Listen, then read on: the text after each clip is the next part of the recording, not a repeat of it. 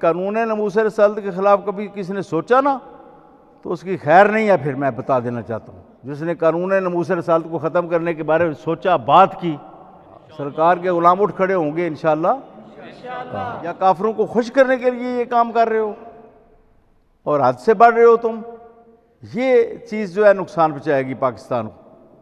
پاکستان کے امن و امان کو لوگ, جب رسول اللہ کی بات آتی ہے تو پھر لوگ رسول اللہ کا ساتھ دیتے ہیں چاہے کتنے گناہ گار ہوں.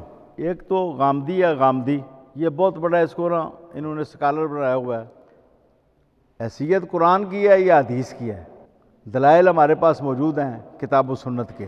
غامدی جو ہے یہ گمراہ ہے, بے دین ہے, ایجنٹ ہے.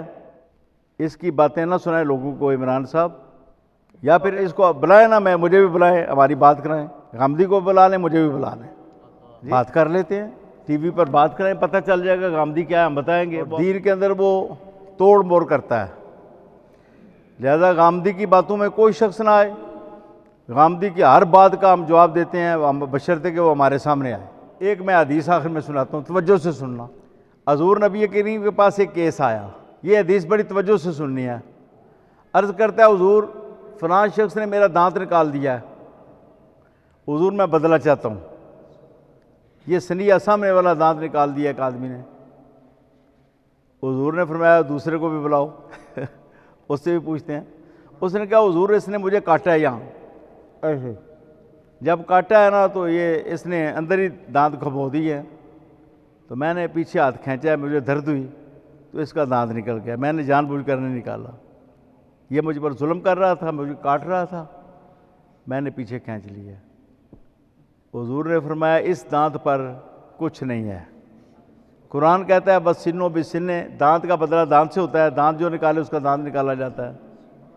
دیت دے تو 5 اونٹ ہوتے ہیں, ایک دانت کے 5 اونٹ دیت میں. نہ حضور نے کہ ساس کا حکم دیا اس کا بھی دانت نکالو, نہ حضور نے فرمایا اس کو دیت دے. فرمایا اس پر کچھ نہیں ہے. فرمایا وہ تمہارے منہ میں ہی رکھتا اپنا ہاتھ, تم اونٹ کی طرح دھل جاتے اس کو, اس کا کیا قصور ہے؟ اس نے تو کھینچنا تھا.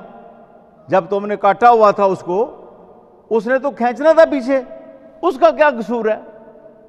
بات کی کچھ سمجھ آ رہی ہے؟ بعض اوقات بندہ خود اپنے آپ کو نقصان پہنچاتا ہے.